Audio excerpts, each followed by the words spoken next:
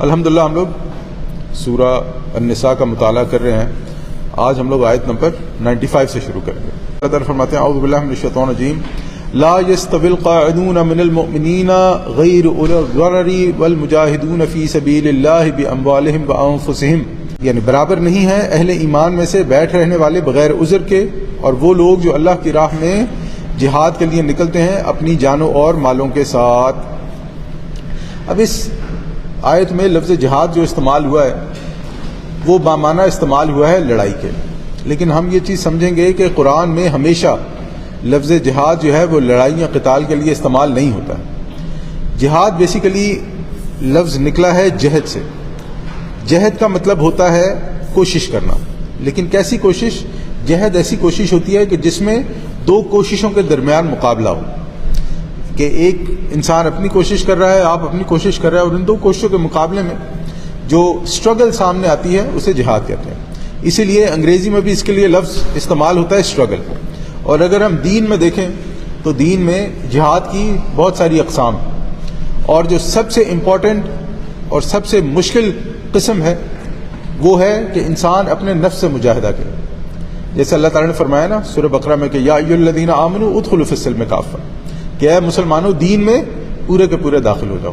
اب اپنے آپ کو اللہ تعالیٰ کا مطیع بنانا، اپنے آپ کو اللہ تعالیٰ کا فرما بردار بنانا پورے کا پورا یہ آسان کام نہیں. اور اسی معنی میں اسی اسٹرگل میں جو سب سے اونچی فارم ہے، جو چوٹی ہے جہاد کی، وہ کیا ہے کہ اللہ تعالیٰ کے کلمے کی سل بلندی کے لیے نکلنا، اپنی جان لگانا، اپنا مال لگانا، اپنا زور لگانا. اور پھر اس پروسیس میں اگر کسی کی جان چلی جائے تو اسے شہید کہا جاتا ہے، کہ اس نے اللہ تعالیٰ کے دین کے لیے، اللہ تعالیٰ کے کلمے کی سر بلندی کے لیے اپنی جان بھی دینے سے گریز نہیں کی. مسلمان یہ لفظ استعمال کرنے سے بھی گریز کرتے ہیں کہ اتنا نیگیٹو اس کا جو ہے نا وہ پروپیگنڈا اور امپیکٹ بتایا جا چکا ہے. تو ہم یہ چیز سمجھیں گے کہ ہر جہاد قتال نہیں ہے. ہر جہاد کا مطلب یہ نہیں ہے کہ انسان نکلے اور لڑے. بہرحال یہاں پر جو ہے اللہ تعالیٰ نے اس معنی میں استعمال کیا ہے کہ جو اصلی روح ہے مسلمان کی وہ یہ ہے کہ مسلمان ہر وقت اس چیز کے لیے تیار رہے کہ دین کے کسی بھی کام کے لیے اگر اس کی کسی بھی قسم کی ضرورت پڑ سکتی ہے، اس کے مال کی، جو اس کی سکلز ہیں، جو اس کے اندر اللہ تعالیٰ نے اسے صلاحیتیں دی ہیں، تو انسان اللہ تعالیٰ کے راستے میں اسے لگانے کے لیے تیار رہے.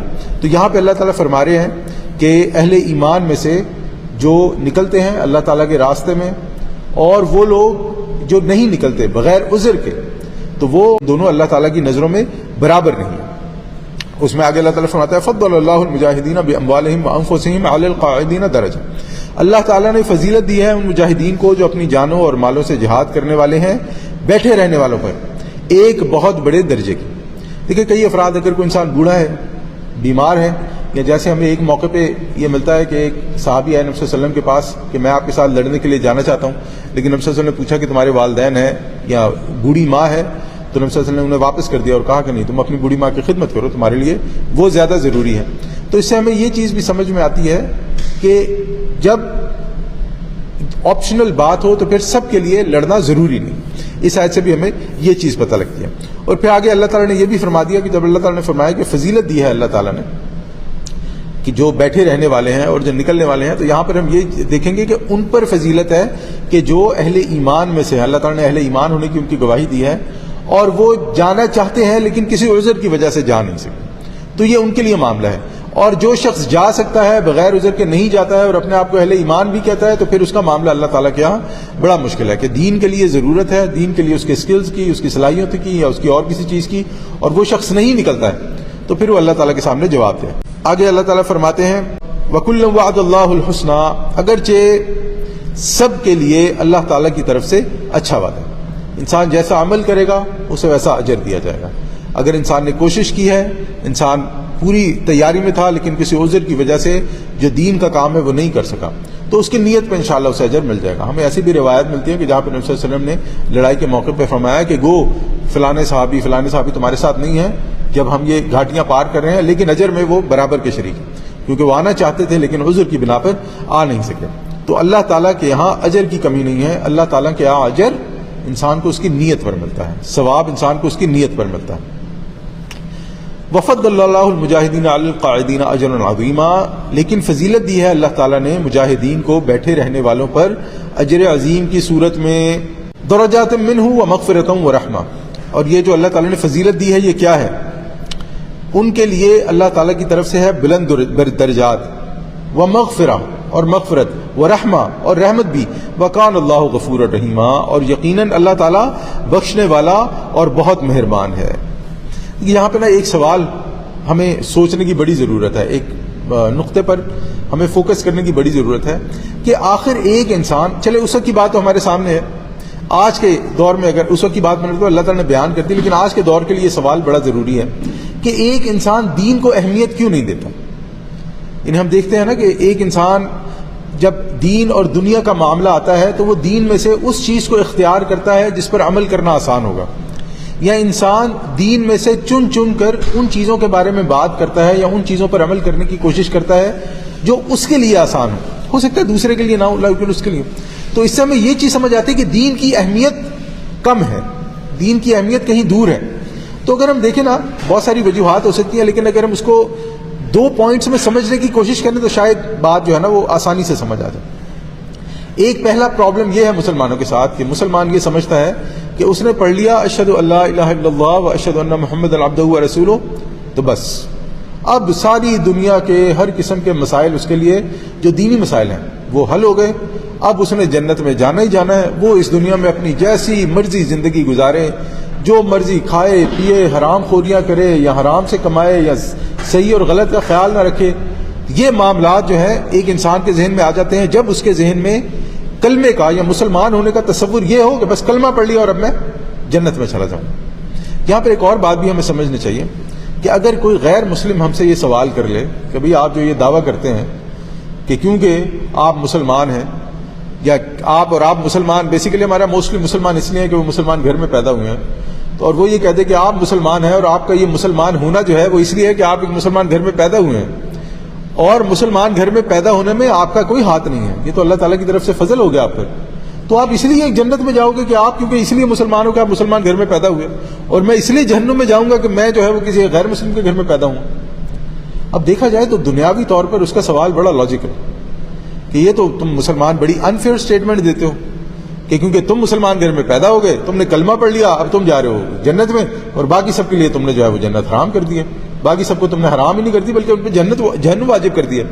تو ہم یہاں پہ سمجھیں گے یہ چیز بڑی ضروری ہے۔ دیکھیں آخرت میں کیا ہوگا وہ تو اللہ ہی جانتا ہے، لیکن یہ جو آخرت میں بھی جو آخری انسان جہنم سے نکالا جائے گا نا، اس کے لیے جو الفاظ آتے ہیں کہ اس کے دل میں ایمان ہوگا ذرے کے برابر، صرف کلمہ نہیں پڑھا ہوگا اس نے، اس کے دل میں ذرے کے برابر ایمان ہوگا، اور ایمان انسان میں تب تک پیدا نہیں ہو سکتا جب تک انسان دین کو سیکھے نہیں۔ اب ایمان ایمان ایمان ایک انسان رٹ لگاتا جائے ایمان، لیکن اسے پتہ ہی نہیں ہے کہ ایمان کیا ہے، اسے پتہ ہی نہیں ہے کہ میرا رب کون ہے، وہ اللہ تعالیٰ کے بارے میں جانتا ہی نہیں ہے، وہ رسول اللہ صلی اللہ علیہ وسلم کے بارے میں جانتا ہی نہیں ہے، اسے پتہ ہی نہیں ہے دین کیا ہے۔ اب آپ سوچیں کہ ایسے شخص کے دعوے میں، مسلمان ہونے کے دعوے میں یا ایمان کے دعوے میں کتنی صداقت یا کتنا اسٹرانگ ہوگا اس کا ایمان، کتنا قوی ہوگا اس کا ایمان۔ تو نا ہمیں ان چیزوں پر توجہ دیتے رہنا چاہیے، ہمیں ان چیزوں کو اپنے بچوں کو بھی بتاتے رہنا چاہیے کہ دین کا معاملہ اتنا آسان نہیں ہے۔ اچھا اب جب یہ معاملہ ہو جاتا ہے تو اس کے بعد پھر اس کا آفٹر ایفیکٹ کیا ہوتا ہے؟ اس کا آفٹر ایفیکٹ یہ ہوتا ہے کہ انسان جب یہ سمجھ لیتا ہے کہ جنت تو ہو گئی واجب، اب یہ جو آخرت والا کام ہے یہ تو ایزی ہو گیا نا، یہ تو اب پکا ہو گیا کہ وہ حدیث مل گئی کہ جس نے بھی کہا اشہد ان لا الہ الا اللہ تو وہ چلا گیا جنت میں۔ اب باقی کیا رہ گیا؟ اب باقی رہ گئی دنیا، جنت آلریڈی ہو گئی ہے واجب، تو اب جو دل کرتا کرو، جو مرضی کھاؤ پیو، جس کا مرضی حق مارو، جس سے مرضی زیادتی کرو، جیسا دل کرتا ہے زندگی جیو، کیونکہ جنت میں تو آپ نے چلے جانا۔ اب آپ دیکھیں کہ جب ایک انسان کا یہ مائنڈ سیٹ بن جائے تو پھر دین کی اہمیت اس کے سامنے کیا رہ جائے گی، اللہ کے احکامات کی اہمیت اس کے سامنے کیا رہ جائے گی؟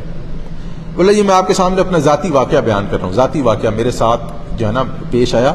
مسجد حرم کعبہ میں بیٹھے ہوئے، مسجد حرام میں بیٹھے ہوئے، حرم میں بیٹھے ہوئے ایک صاحب کام کرتے تھے اور ان کا جو ذریعہ معاش تھا وہ حلال نہیں تھا۔ میرے ساتھ عمرے پر گئے ہوئے تھے، وہاں پہ میری ملاقات ہوئی۔ باتوں باتوں میں یہ بات نکل آئی کہ آپ اس کام کو چھوڑنے کے لیے کچھ کر رہے ہیں. واللہ العظیم، اللہ کی قسم کھا کے کہہ رہا ہوں، انہوں نے مسجد حرم میں بیٹھے ہوئے کہا کہ یہ نہیں ہو سکتا، میں کام نہیں چھوڑ سکتا. یعنی بندے کے اندر کوئی اتنی شرم حیائی ہونا کہ بندہ کہے کہ جی انشاءاللہ میں کوشش کروں گا، یا میں دیکھ رہا ہوں، چلو آپ کچھ کہیں دل کے کسی کونے میں ہونا کہ میں کچھ غلط کر رہا ہوں. آپ حرم میں بیٹھے ہو، سامنے آپ کے کعبہ ہے، آپ نماز پڑھنے آئے ہو، حرام آپ بھی جانتے ہو. ایسا نہیں ہے وہ صاحب انہوں نے مجھے یہ نہیں کہا کہ میں جو کام کر رہا ہوں وہ غلط نہیں ہے، ایسا انہوں نے نہیں کہا. انہوں نے کہا کہ میں نہیں چھوڑ سکتا، یہ نہیں چھوٹ سکتا. ظہیر صاحب آپ چاہے کچھ بھی کہیں، میں یہ کام نہیں چھوڑ سکتا. میری تو بولتی ہو گئی بند. میں نے کیا بولنا تھی، سننے کے بعد انسان کیا بولے گا. لیکن مجھے اس بات پر زیادہ افسوس، یعنی کہ میری بولتی بند ہونے پر مجھے زیادہ افسوس نہیں تھا. مجھے اس بات کی بڑی تکلیف ہوئی کہ ایک انسان کعبہ میں بیٹھ کر بھی اللہ سے یہ دعا نہیں کر رہا کہ اللہ میرا جو حرام ذرائع ہیں کمانے کے ان کو بدل دے، کہ اللہ میرے اندر کوئی بہتری پیدا ہو جائے، میرے اندر جو تبدیلی پیدا ہو وہ بہتری کی طرف پیدا ہو. کتنا خطرناک معاملہ. اسی طرح ایک اور معاملہ آپ کے سامنے پیش کروں، یہ بھی ذاتی جو ہے. ایک صاحب مشہور، حرام کمانے میں، لوگوں کا حصہ کھانے میں، لوگوں کا حق مارنے میں مشہور. میری ان صاحب سے بات ہوئی اور میں نے ان سے پوچھا، یا بات اس طرف چلی گئی کہ آپ یہ جو کر رہے ہیں کہ آپ اللہ کو کیا جواب دیں گے. پتہ انہوں نے کیا جواب دیا مجھے؟ انہوں نے بالکل یہی جواب دیا. انہوں نے مجھے کہا چل پیچھے ہو. پنجابی میں کہا، میں اردو میں کہہ رہا ہوں. انہوں نے کہا چل پیچھے ہو. اللہ تعالیٰ نے شرک کے علاوہ ہر گناہ معاف کر دیا ہے. یہ تھا اس شخص کا جواب کہ اللہ تعالیٰ نے شرک کے علاوہ ہر گناہ معاف کر دیا ہے. گویا انہوں نے اپنے آپ کو یہ لائسنس دے دیا کہ میں جو مرضی گناہ کروں، میں نے شرک نہیں کیا، معاف تو ہو گیا. واللہ کہ اس شخص کے بارے میں ہم کہہ سکتے ہیں کہ اس کے دل میں ایمان ہے. جو شخص حرم میں بیٹھا کہہ رہا ہے کہ میں حرام ذرائع نہیں چھوڑ سکتا ہوں، کہ ایسے شخص کے بارے میں کوئی یہ کہتا ہے اس کے دل میں ایمان ہوگا. اللہ عالم، اللہ کرے ہو. ہم کسی کو جہنمی نہیں کہتے، اللہ کرے ہو. ہماری دعا ہے اللہ کرے ہو، اللہ تعالیٰ انہیں معاف کر دے، اللہ تعالیٰ ان کی غلطیاں ہوتا ہے معاف فرمائے. لیکن ہم یہاں پہ بات کر رہے ہیں جو ہمارے سامنے سچویشن ہے. اور یہ دوسرے صاحب ہیں نا جن کی میں بات کر رہا ہوں، جنہوں نے کہا شرک کے علاوہ ہر گناہ معاف ہے، یہ تو میں ان کی فوتگی پر بھی گیا اور واللہ اس کی موت پر اس کے بچوں کی آنکھوں سے بھی آنسو نہیں نکل رہے تھے. اس کی موت پر ایسا سما تھا جیسے جو ہے نا میلے پہ لوگ آئے ہوتے ہیں، کوئی یہاں بیٹھا گپے مار رہا ہے، کوئی یہاں بیٹھا جو ہے نا وہ ڈسکشن کر رہا ہے، کہیں پہ جو ہے نا وہ ہنسی مذاق لٹرلی لوگ ہنس رہے ہیں وہاں پہ ہاتھ مار کے. دیکھا آنکھوں دیکھا حال بیان کر رہا ہوں آپ کو. جو اللہ کے دین کے ساتھ ایسا مذاق کرتا ہے، جو اللہ کے دین کے لیے یعنی کہ ایسی فضول بات کرتا ہے، اس کے آخرت میں جو اس کا حال ہونا ہے نا، دنیا میں بھی اللہ تعالیٰ ایسے انسان کو دوسروں کے لیے عبرت کا نشانہ بناتا ہے. اللہ سے ڈرتے رہنا چاہیے اور اس طرف پلٹنا چاہیے کہ ہم لوگوں پر مسلمان ہوتے ہوئے دین کے کچھ فرائض ہیں، دین کے لیے کام کرنے کی اہمیت ہے. ہم لوگ یہ کہہ کے فارغ نہیں ہو سکتے کہ میں نے ابھی یہ نہیں کیا، میں نے ابھی وہ نہیں کیا، ابھی میں نے گھر نہیں بنایا، ابھی میں نے گاڑی نہیں لی، ابھی میرے پاس یہ نہیں ہے. انسان اگر گھر بنانے سے پہلے مر جائے تو بس اللہ تعالیٰ کے سامنے یہ عذر قابل قبول ہے کہ نہیں ابھی تم نے گھر نہیں بنایا تھا تو کوئی بات نہیں، تم نے دین کا کوئی کام نہیں کیا. نبی صلی اللہ علیہ وسلم کے پاس کتنے گھر تھے جی؟ 0. اچھا نبی صلی اللہ علیہ وسلم جو فوت ہوئے ہیں تو ان کے پاس پیسے کتنے تھے؟ 0. سونا چاندی کتنا تھا؟ یہ سارے معاملات دیکھنے چاہیے نا ہمیں. نبی صلی اللہ علیہ وسلم نے اپنی زندگی میں کتنی بار زکوٰۃ دی؟ کبھی بھی نہیں. یہ تھی رسول اللہ صلی اللہ علیہ وسلم کے نزدیک اس دنیا کی اہمیت. اور آج ہمارا معاملہ اس کے بالکل اپوزٹ کہ دین ہے بالکل نیچے. اور یہ بڑا نیچرل ہے، جب دین نیچے جائے گا نا، جب آخرت آپ کی پیچھے جائے گی نا، تو ظاہری بات ہے پھر آخرت کے مقابلے میں تو دنیا ہی ہے نا، یعنی کہ اور اس کے مقابلے میں کچھ بھی نہیں ہے نا. تو پھر وہ دنیا جب اوپر آئے گی تو پھر ساری تگودو اسی کے لیے ہوگی. میرا جینا، میرا مرنا، میرا پڑھنا، میرا لکھنا، میرا اٹھنا، میرا سونا، میری ایکسرسائز، سب دنیا کے لیے ہوگی. تو یہ معاملات بڑے اللہ تعالیٰ کے نزدیک بڑے سیریس ہیں. ہمیں ان چیزوں کی طرف دھیان کرنا چاہیے، ہمیں دین کی اہمیت کی طرف دھیان کرنا چاہیے. دین کے کام کرنے کے لیے، آگے بڑھنے کے لیے، ہم جو بھی کر سکتے ہیں وہ کرنے کے لیے. اور میں ایک بات اور بھی یہاں پر کہوں گا نا، ہمارے پاس یہ بھی ایک بڑا مسئلہ ہے. یہ میں اس لیے کہہ رہا ہوں کہ یہ بھی جو ہے نا، آپ یہ سمجھیں کہ میں نے اپنی جو لائف گزاری ہے پچھلے 15 سال میں، جو خالصتاً موسٹلی دین کے لیے کام کیا، اس میں لوگوں کو یہ بھی بڑی شکایت رہتی ہے کہ مجھے کام نہیں کرنے دیتے، کہ میں تو کرنا چاہتا ہوں لیکن مجھے کرنے نہیں دیتے. لیکن مجھے نہیں پتا اس بات میں کتنی سچائی ہے، ہو سکتا ہے ہو بھی، لیکن اللہ تعالیٰ انسان سے سوال اس کی کیپیسٹی کے مطابق کرے گا، موقع کے مطابق نہیں کرے گا. یعنی اگر مجھے 50,000 لوگوں سے خطاب کرنے کا موقع نہیں ملتا تو اللہ تعالیٰ یہ نہیں پوچھے گا کہ تم نے کیوں نہیں کیا 50,000 لوگوں کو جمع. اللہ تعالیٰ مجھ سے یہ پوچھے گا کہ کتنی کوشش کی، کتنا آتا تھا. بلغ عنی ولو آیا، اس نے فرمایا نا کہ آگے پہنچا دو، بلغ، تبلیغ کرو. چاہے ایک آیت ہی ہے، آتی تھی ایک آیت، اور کچھ نہیں تو سورہ اخلاص تو آتی تھی نا، قل هو اللہ احد اللہ الصمد، وہی سکھا دیتے کسی کو. سورہ کوثر تو آتی تھی، وہی سکھا دیتے. نماز پڑھنی آتی تھی نا، وہی سکھا دیتے کسی کو. اور تمہیں اور کچھ نہیں تو یہ تو پتا تھا دنیا کی حیثیت کیا ہے، یہ تو پتا تھا اسلام کے ارکان کتنے ہیں، ایمان کے، یہی سکھا دیتے کسی کو. جتنی بھی حیثیت ہے کچھ تو کرتے. اللہ تعالیٰ 50,000 لوگوں کے بارے میں نہیں پوچھے. تو دین کی اہمیت کے بارے میں ہمارے لیے بڑا ضروری ہے کہ ہم دیکھیں کہ اللہ تعالیٰ نے فرمایا کہ مغفرت ہے، رحمت ہے، بلند درجات ہوں گے، اللہ تعالیٰ معاف کرے گا، اللہ تعالیٰ تمہیں جو ہے آخرت میں تمہارے پہ رحم بھی کرے گا. شرط دین، شرط یہ ہے کہ ہم دین کی طرف پلٹیں. بڑھ آگے بات شروع کرتے ہیں. آگے اللہ تعالیٰ فرماتے ہیں ان الذین توفاہم الملائکۃ ظالمی انفسہم، یقیناً وہ لوگ کہ جن کو فرشتے اس حال میں قبض کریں گے، یا جن کی روحیں فرشتے اس حال میں قبض کریں گے کہ وہ اپنی جانوں پر ظلم کر رہے تھے.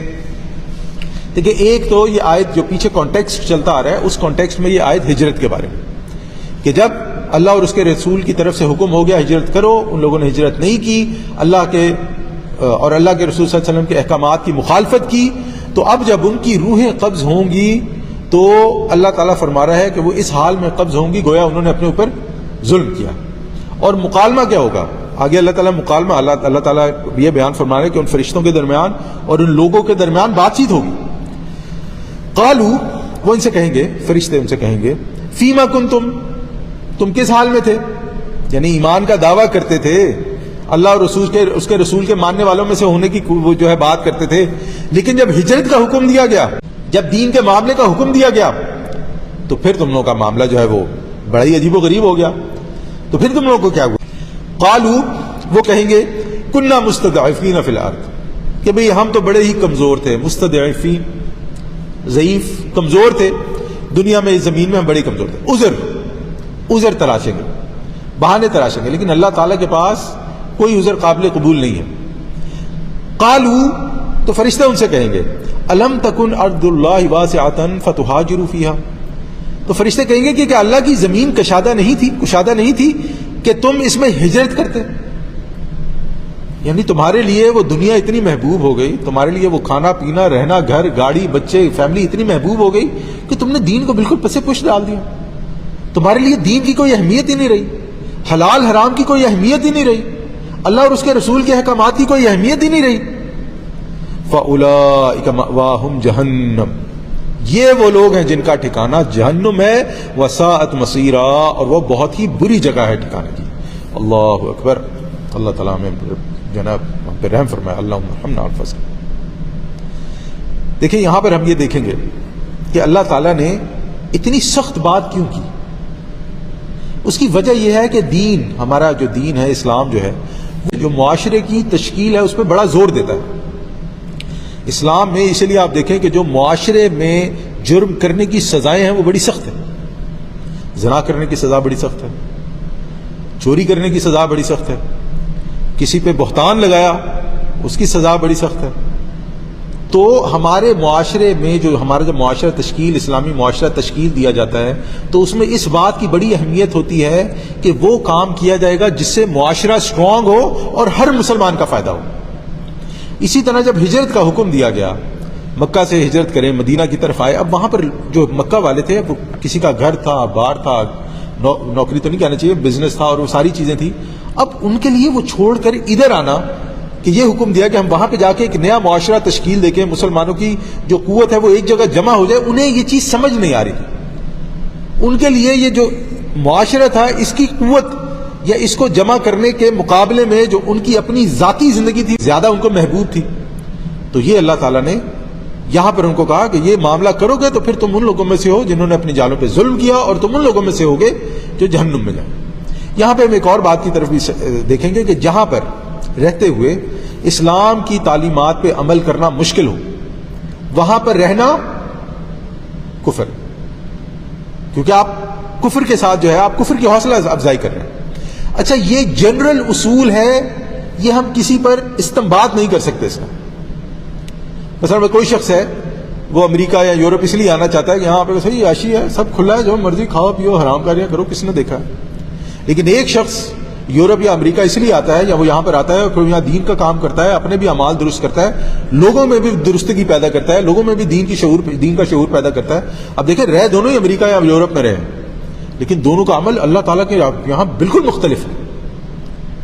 تو ہمیں یہ دیکھنا ہوگا کہ ہم جہاں پر رہ رہے ہیں کن حالات میں رہ رہے ہیں، وہاں پر رہنے کا ہمارے پاس کوئی دینی جواز ہے یا نہیں ہے، کیونکہ آخرت میں ہم اس کے جواب دیں پر.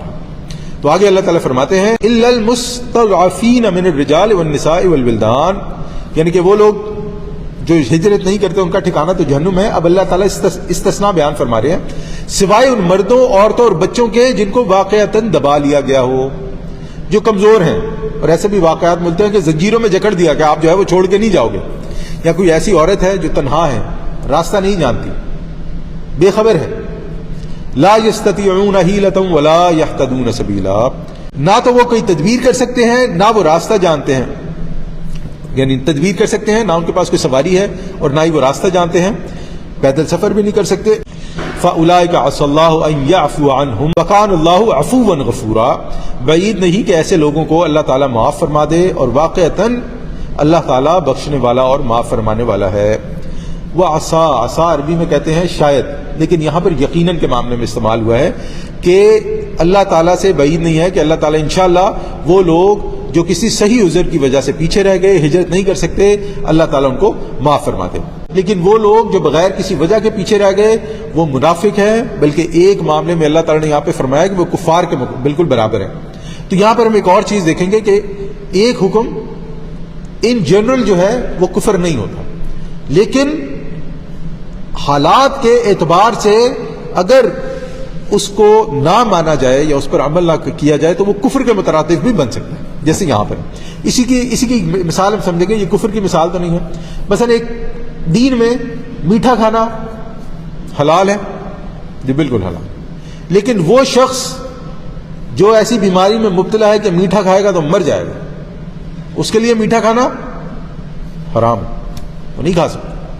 اسی طرح کوئی ایسا معاملہ، مثلا گاڑی چلانا معاملہ کوئی خراب نہیں ہے، بالکل صحیح ہے، سواری آپ کی، لیکن کوئی شخص گاڑی اتنی خطرناک چلائے، اتنی سپیڈ میں چلائے کہ جس میں اس کی جان جا سکتی ہے، ویسی گاڑی چلانا علماء کہتے ہیں کہ یہ خودکشی کے مترادف ہے، یعنی خودکشی کی کرنی کوشش کے مترادف ہے. ہاں تو یہ حرام ہے. تو یہ بات کرنے کا ہے کہ دین کے معاملات یا دین میں کچھ احکامات حالات کی وجہ سے کفر تک پہنچا سکتے ہیں انسان کو. وَمَن يُهَاجِرْ فِي سَبِيلِ اللَّهِ، اور جو کوئی ہجرت کرے اللہ کی راہ میں، یجد فی الارض مراغما کثیرا واسعا، وہ پائے گا زمین میں بڑے ٹھکانے اور بڑی وسعت. یعنی جو اپنی نیت کر لے کہ میں نے اللہ کے دین کے لیے کام کرنا ہے تو اللہ تعالیٰ اس کے لیے گنجائش بھی پیدا کریں گے، اللہ تعالیٰ اس کے لیے جگہ کا بھی انشاءاللہ بندوبست فرمائیں گے. انسان کے دل میں یہ خواہش ہونی چاہیے، انسان اللہ تعالیٰ سے دعائیں کرے، اللہ تعالیٰ سے مانگے، اللہ تعالیٰ سے بولے کہ اللہ میں ایسا ہی ہوں، کمزور ہوں، میں کرنا چاہتا ہوں، مجھے نہیں پتا کیسے کرنا ہے، آپ ہی ذریعے نکالنے والے ہیں، آپ ہی راستہ نکالنے والے ہیں.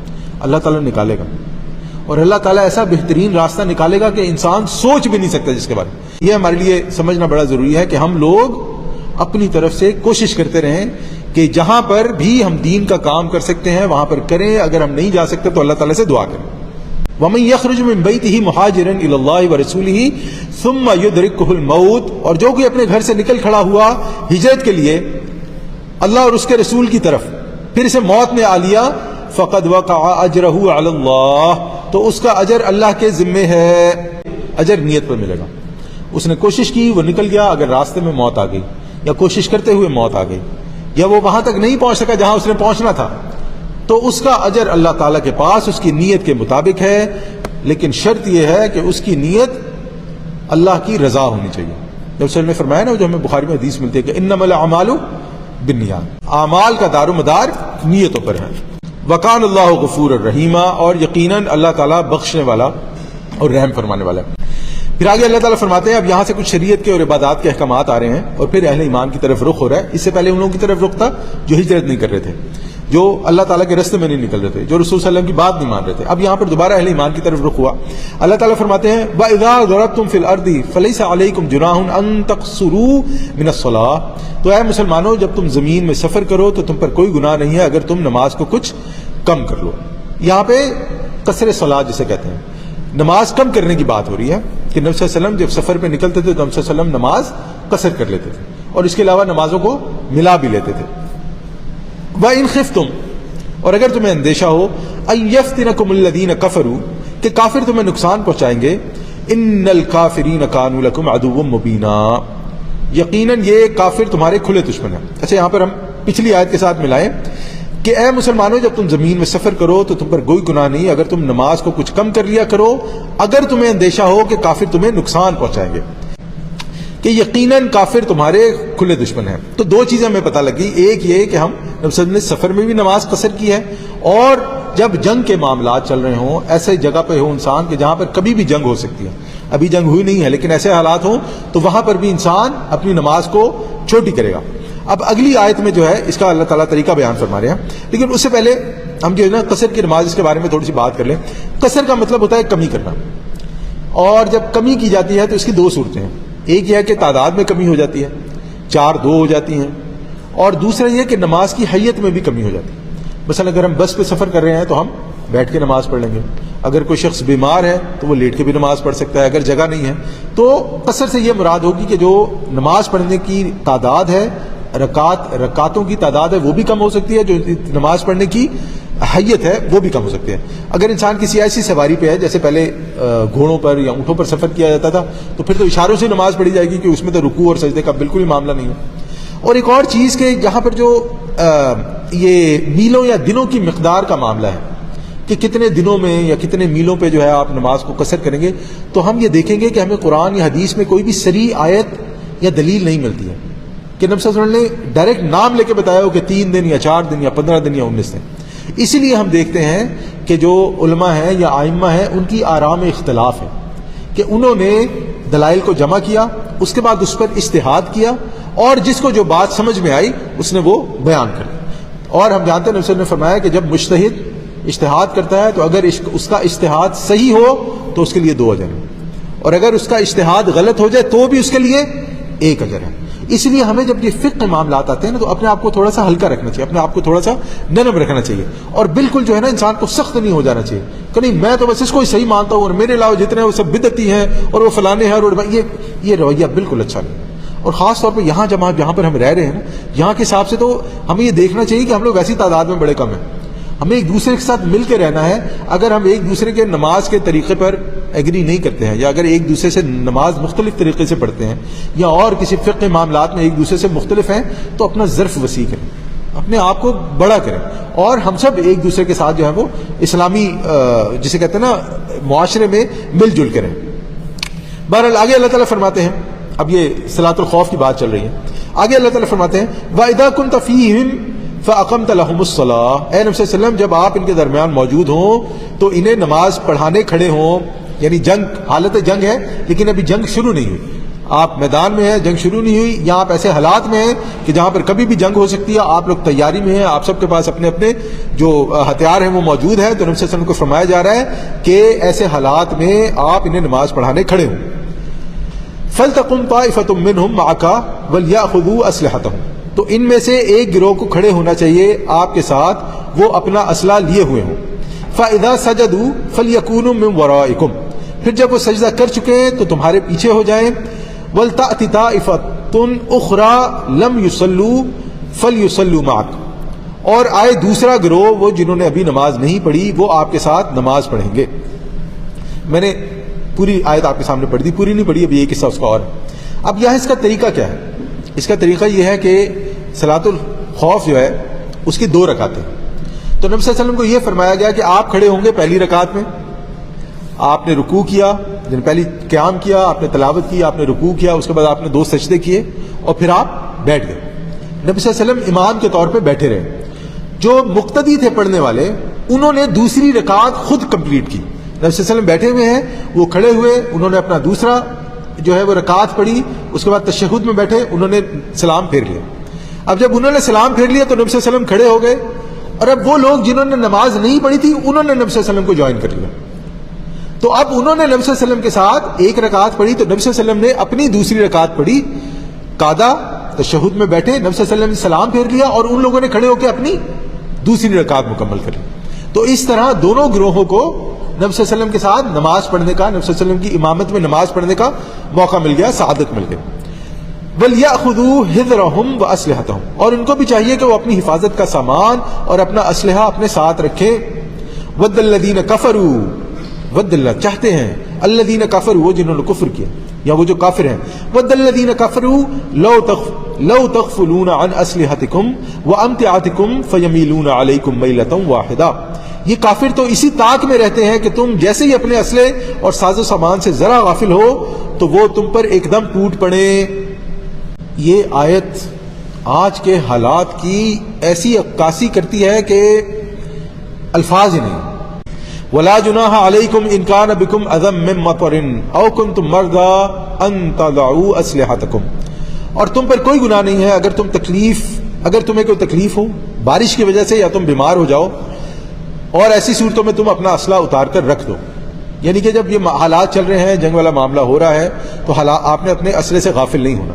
لیکن اگر کوئی بیمار ہو جائے یا بارش کی وجہ سے بھیگ گیا معاملہ، اس کے کپڑے بھیگ گئے، یا وہ اسلحہ بھی جو ہے اتارے بغیر چارہ نہیں ہے، تو ان دو صورتوں میں اللہ تعالیٰ نے استثناء بیان کر دیا. وَخُذُوا حِذْرَكُمْ، البتہ اپنا بچاؤ ضرور کر لیا کرو، ہوشیار رہو، چوکنے رہو، بچاؤ کے جو ذرائع ہیں ان کو پیچھے نہیں کرنا. ان اللہ عد للکافرین عذابا مہینا، یقیناً اللہ نے کافروں کے لیے بہت ذلت آمیز عذاب تیار کر رکھا ہے. فَإِذَا قَضَيْتُمُ الصَّلَاةَ، اور جب تم اس طریقے سے نماز ادا کر لو، فَاذْكُرُوا اللَّهَ قِيَامًا وَقُعُودًا وَعَلَىٰ جُنُوبِكُمْ، تو پھر ذکر کرو اللہ کا کھڑے ہوئے، بیٹھے ہوئے اور لیٹے ہوئے. اس میں علماء 2 باتیں بیان کرتے ہیں. ایک تو علماء یہ کہتے ہیں کہ کیونکہ اللہ تعالیٰ نے نماز جو ہے وہ کم کر دی تھی، اس میں تخفیف کر دی تھی، تو اب اس کے تلافی کے طور پر آپ اللہ کا ذکر کریں، خوب کریں. اور دوسری ایک جو ہے رائے وہ یہ بھی ہے کہ انسان ہر وقت اللہ تعالیٰ کے ذکر میں مشغول رہے. اچھا، یہاں پر اب ایک یہ سوال کھڑا ہوتا ہے کہ ہم ہر وقت اللہ تعالیٰ کا ذکر کیسے کریں؟ یعنی یہ تو پریکٹیکل نہیں ہے، پاسبل ہی نہیں ہے نا. آپ کبھی سو رہے ہوتے ہیں، آپ کبھی باتھ روم میں ہوتے ہیں، آپ کبھی کھانا کھا رہے ہوتے ہیں، آپ کیا کریں؟ تو اس پہ علماء یہ کہتے ہیں کہ اللہ تعالیٰ کا ذکر کرنے سے یا ہر وقت اللہ تعالیٰ کا ذکر کرنے سے یہ مراد ہے کہ جن مواقع پر جو دعائیں نبی صلی اللہ علیہ وسلم سے مذکور ہیں، یہ ثابت ہیں، وہ پڑھتے رہیں. آپ صبح اٹھے تو آپ نے دعا پڑھ لی جو سو کے اٹھنے کی دعا ہے. جب آپ باتھ روم میں گئے تب دعا پڑھ لی، باتھ روم سے نکلے تب دعا پڑھ لی، کھانا شروع کیا تب دعا پڑھ لی، گاڑی میں بیٹھے تب دعا پڑھ لی، گھر سے نکلے. دیکھیں، دعاؤں کا مقصد یہ ہوتا ہے کہ انسان اللہ تعالیٰ کو یاد رکھے کہ میں جو بھی کام کر رہا ہوں اللہ تعالیٰ کی مدد سے کر رہا ہوں، اور میری یہ کوشش ہے کہ میں اس طرح کروں جس طرح اللہ تعالیٰ کو حکم. یہ ہے بیسک اللہ تعالیٰ کے ذکر میں مشغول رہنے کا مطلب. تو جب انسان تمام موقعوں کی دعائیں ان موقعوں پر پڑھتا رہے گا تو گویا وہ یہ یاد رکھے گا کہ ہر وقت اللہ تعالیٰ مجھے دیکھ رہا ہے، اللہ تعالیٰ جانتا ہے میں کیا کر رہا ہوں، اور میں اپنی پوری نیت اور اخلاص دل کے ساتھ یہ کام کروں، میں جو بھی کروں. تو فَاذْكُرُوا اللَّهَ قِيَامًا وَقُعُودًا وَعَلَىٰ جُنُوبِكُمْ، تو پھر ذکر کرو اللہ کا کھڑے ہوئے، بیٹھے ہوئے اور لیٹے ہوئے. فَإِذَا اطْمَأْنَنْتُمْ فَأَقِيمُوا الصَّلَاةَ، پھر جب تمہیں امن حاصل ہو جائے تو پھر نماز کو قائم کرو. یعنی جب آپ امن کی جگہ پہنچ گئے تو پھر اب آپ پوری نماز پڑھیں گے جو نماز کے آداب ہیں، جو شرائط ہیں. ان الصلاۃ کانت علی المؤمنین کتابا موقوتا، یقیناً نماز اہل ایمان پر فرض کی گئی ہے وقت کی پابندی کے ساتھ. اللہ یہ کہ انسان سفر میں ہو یا خوف کی حالت میں ہو، اس کے علاوہ انسان پوری کوشش کرے گا کہ نماز کو اس کے وقت پر ادا کیا جائے. اور ہم یہ جانتے ہیں کہ نماز کے جو اوقات ہیں، ایک شروع کے اوقات ہیں اور ایک لیٹ ہیں، یعنی کہ اول وقت اور آخر وقت سے کہا جاتا ہے. تو اس میں ہمیں نبی صلی اللہ علیہ وسلم سے جو ملتی ہے روایات ملتی ہے کہ نبی صلی اللہ علیہ وسلم سے دونوں وقت میں ثابت ہے. البتہ جو لوگ اول وقت میں پڑھتے ہیں اور یا جو آخر وقت میں پڑھتے ہیں، ان کے درمیان جو اختلاف ہے وہ فضیلت کا ہے. یہ نہیں ہے کہ ان کی نماز نہیں ہوتی ہے، ان کی جو اول وقت آخر وقت میں پڑھتے ہیں وہ یہ کہتے ہیں کہ یہ والی فضیلت والی ہے، جو دوسرے ہیں وہ کہتے ہیں یہ والی فضیلت والی ہے۔ اس کے علاوہ اور اس معاملے میں کوئی فرضیت کے معاملے میں یا اس کے اوقات کے معاملے میں کوئی اختلاف نہیں ہے انشاءاللہ۔ وَلَا تَهِنُوا فِي ابْتِغَاءِ الْقَوْمِ، اور اس دشمن گروہ کا پیچھا کرنے میں کمزوری نہ دکھاؤ، سست مت پڑو، ہمت نہ ہارو۔ جب آپ نکلے ہو، اللہ کا حکم ہے، اب آپ کے سامنے معاملہ ایسا ہے کہ آپ نے لڑنا ہی لڑنا ہے، کیونکہ اگر آپ نہیں مارو گے تو پھر وہ ماریں گے، اور پھر وہ صرف مارتے نہیں تھے، اس وقت آپ کو پتا ہے وہ مارتے بھی تھے، چیزیں بھی لے جاتے تھے، عورتیں بھی اور بچے بھی اپنے قبضے میں کر لیتے تھے، غلام بناتے تھے۔ اور تو اللہ تعالیٰ فرما رہے ہیں کہ جب آپ نکل آئے ہو، اب جب آپ میدان جنگ میں ہو، سستی نہیں دکھانی۔ ان تکونوا تعلمون فانہم یعلمون کما تعلمون، اور اگر تمہیں تکلیف پہنچی ہے تو تمہاری طرح انہیں بھی تو تکلیف پہنچتی ہے۔ اللہ تعالیٰ فرماتے ہیں کہ تم لوگ نقصان اٹھا رہے ہو تو جو تمہارے دشمن ہیں انہیں بھی نقصان ہو، اگر تم مرتے ہو تو وہ بھی مرتے ہیں، لیکن وَتَرْجُونَ مِنَ اللَّهِ مَا لَا يَرْجُونَ، اور تم اللہ سے ایسی امیدیں رکھتے ہو جیسی امیدیں وہ نہیں رکھتے۔ ایک مسلمان کے لیے سب سے بڑی کامیابی کیا ہے؟ ایک مسلمان کے لیے سب سے بڑی کامیابی یہ ہے کہ اسے جنت مل جائے۔ جب ایک انسان کو جنت مل جائے تو اور اسے کیا چاہیے؟ تو اللہ تعالیٰ فرماتا ہے کہ تم جنت کے امیدوار ہو، اللہ تعالیٰ کی رحمت کے امیدوار ہو، اللہ تعالیٰ تمہارے پیچھے کھڑا ہے، تم اس رب کے لیے لڑ رہے ہو جس پر تمہارا ایمان ہے۔ ان کے پیچھے تو ان کے دیوی دیوتا ہیں، ان کے اور تمہاری امیدوں میں، ان کے اور تمہارے لڑنے کا جو جوش و خروش ہے اس میں فرق ہونا چاہیے۔ ایک مسلمان کی حیثیت سے میری تمام کی تمام کوششیں اس لیے ہونی چاہیے کہ میرا رب مجھ سے راضی ہو جائے اور میری نجات ہو جائے، جبکہ جو دوسری طرف والے ہیں، جو اللہ تعالیٰ کے منکر ہیں، ملحد ہیں، ان کی کوشش کیا ہے؟ ان کی کوشش یہ ہے، اور یہ میں بڑے آپ سمجھے کہ ذمہ داری سے بات کر رہا ہوں، ان کی کوشش یہ ہے کہ کسی طرح ہم لوگ اس دنیا میں عیاشی کرتے رہیں، جو دل کرتا ہے گناہ کرتے رہیں، جو دل کرتا ہے لذت اٹھاتے رہیں، اور ہمیں کوئی یہ بتانے والا نہ ہو کہ دیکھو جو تم کرے وہ غلط ہے۔